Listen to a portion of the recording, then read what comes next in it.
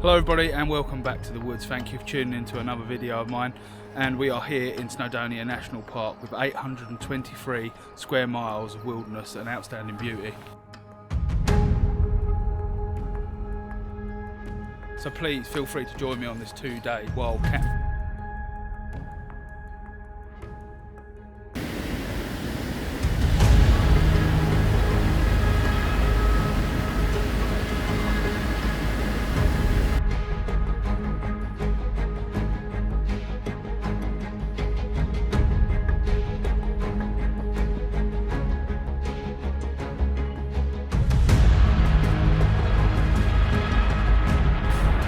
I may have run into some complications though. We have got Storm Kathleen running in this weekend, so touch wood and whistle, should be fine.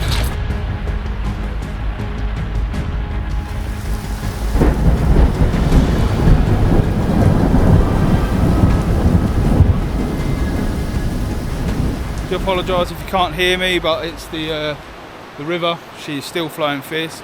When we get back off this trip from Wales, I will be going back into the woods. We've had all them strange, funny goings on with whoever or whatever keeps coming in. There's been a lot of mixed reviews about what or who it could be. I'm more on the pretenses that it's probably a person that's just having me, sort of trying to scare me away from the woods, as everyone else has sort of said. Still in one of them minds, I don't know exactly what's going on myself. I have took my dog through there, found nothing. I found no strange hobo camps or sort of camps where people are living rough. That's not to say that someone hasn't been in there though. At this point I really don't know, but I'm going to investigate the life out of it when I get back. Got some stronger materials to build a bigger and better micro cabin in there. Spend a few good evenings up in them woods and see what's going on.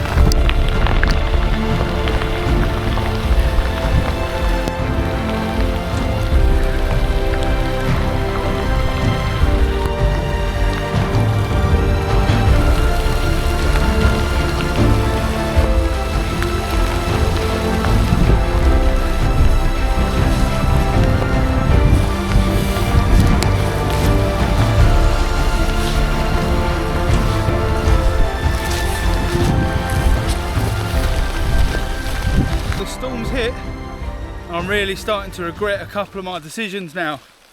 I wish I'd have got settled in a little bit earlier than what I thought I would be able to. The rain's really coming in. Got two options: an old bridge that's just in the middle of nowhere, or this rocky outcrove and put a tarp over this fallen down tree.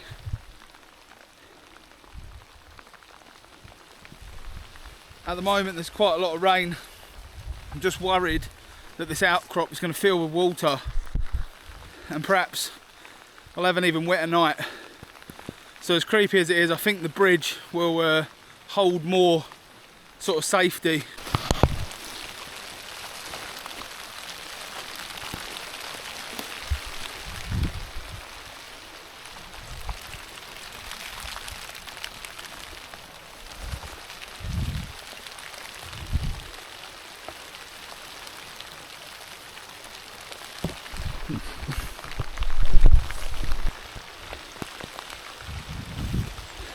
this rain's not meant to stop either. And being so far from anyone else, don't want to take the risk. I might just bunk up under here for the night.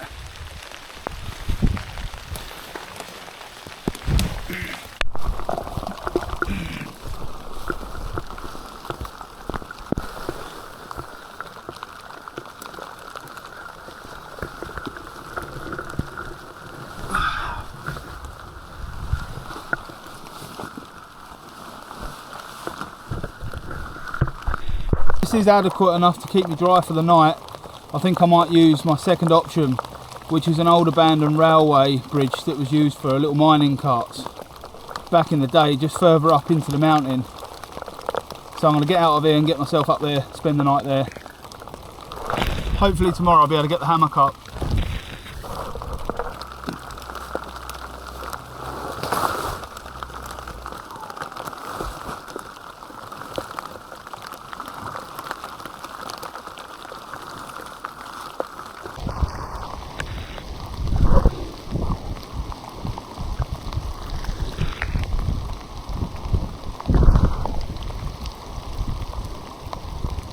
Things can turn pretty dangerous up in the mountains, and they can just flip a switch. Dangerous could mean all sorts of things. Broken ankle in this sort of weather. It could even mean you slip and you fall into a very fast moving water rapid and hit your head. Happy bloody holidays, eh?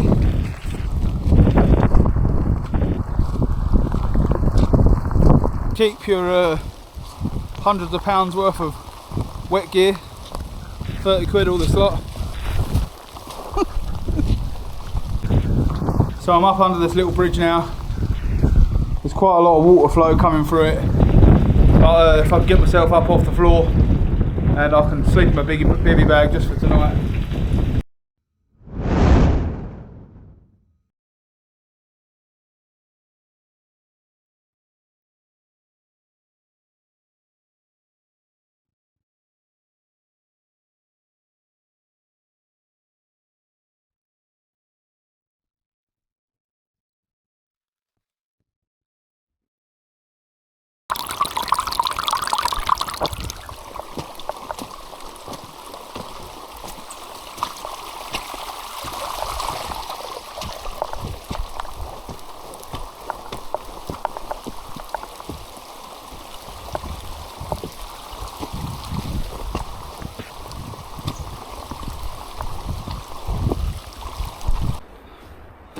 Thank God I survived that little storm last night. I say little, it was actually quite a big storm.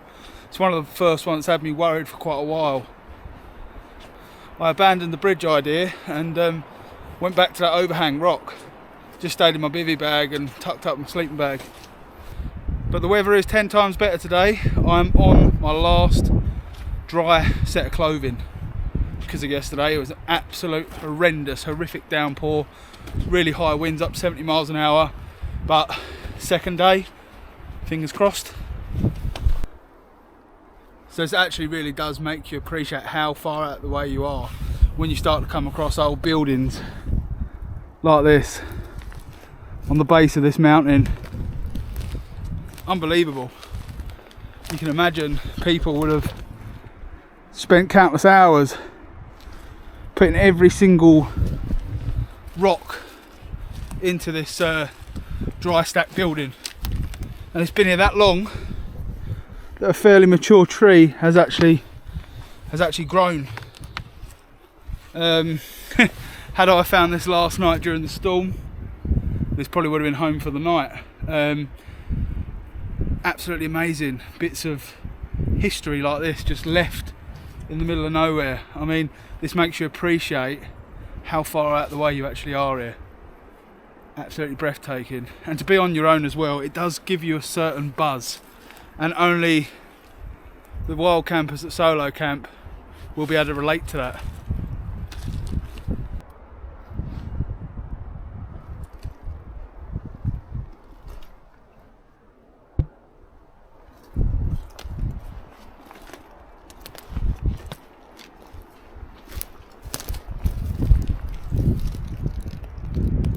Another little building there.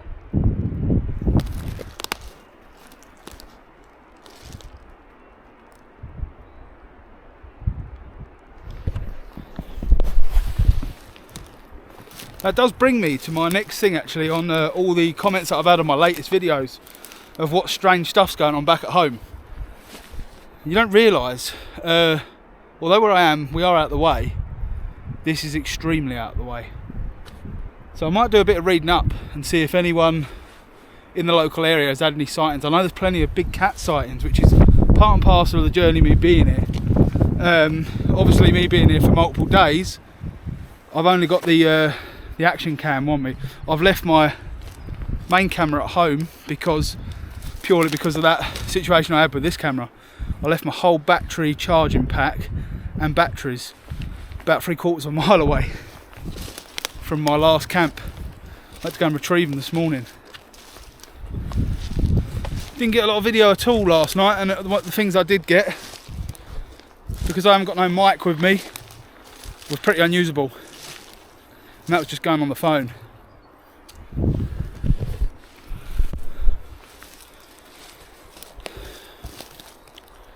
That is the only problem with being out so far, is you have to be mindful of battery life. That's battery life on the phone is number one. That is your lifeline if anything goes wrong out here.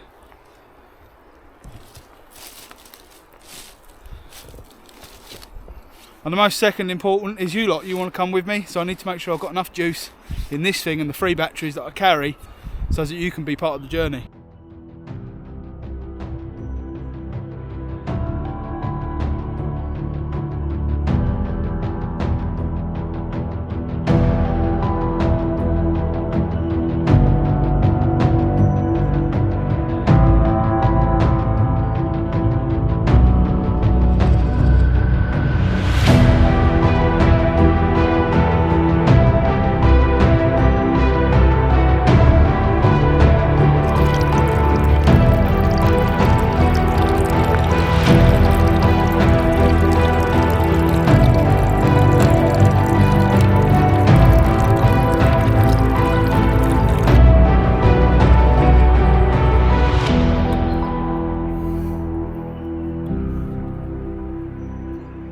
That is the greatest freebie out here. Abundance of fresh, clean drinking water, especially like that little spring back there. The moss was acting and the rocks was all acting as like a filtration system straight into my canteen.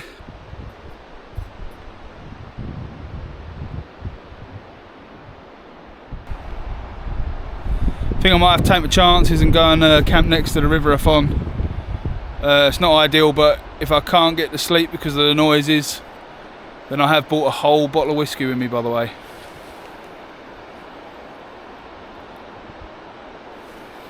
White and Mackay special Glasgow whiskey, eh? Won't drink all that at once.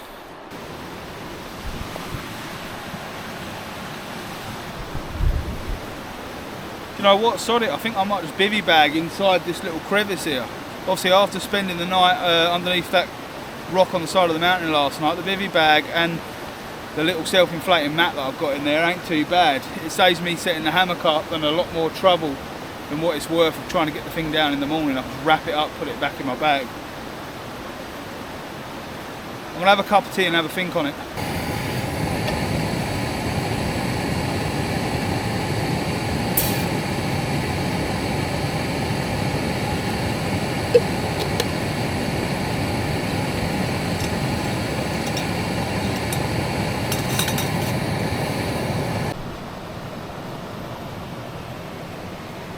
That is another little boo-boo I made. I forgot my main bushcraft knife, which I feel like I've left my right hand at home.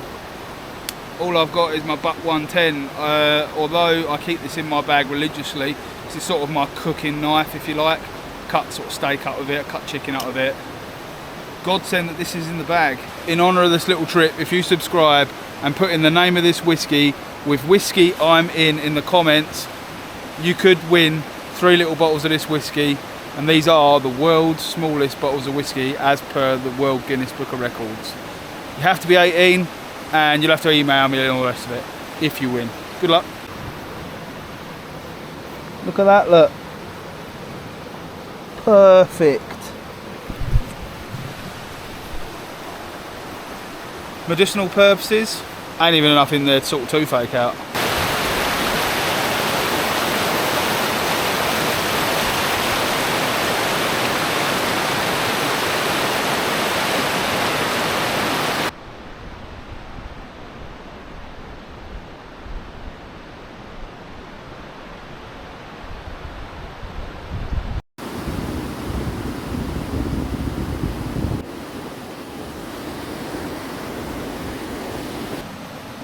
Bit of a panic station here. I've run these 3 batteries for my DJI Action 4 right out. So it's the end of the line. I might be able to get some footage with the phone, but if not, I shall finish this off back at home in the woods. Good night.